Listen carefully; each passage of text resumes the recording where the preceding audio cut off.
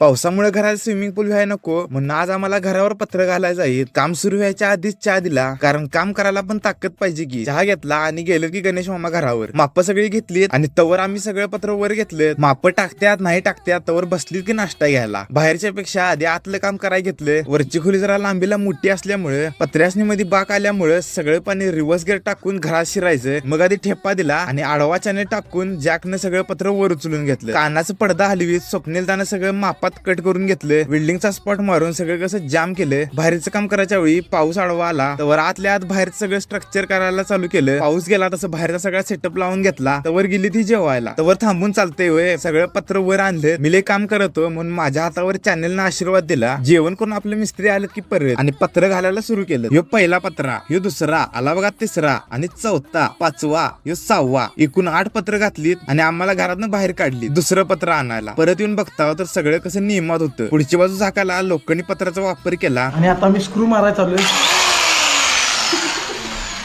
दुसऱ्या बाजूला सगळं स्ट्रक्चर तयार करून घेतलं. चहाची आता वेळ झाली, काम बंद करा आणि चहा प्या.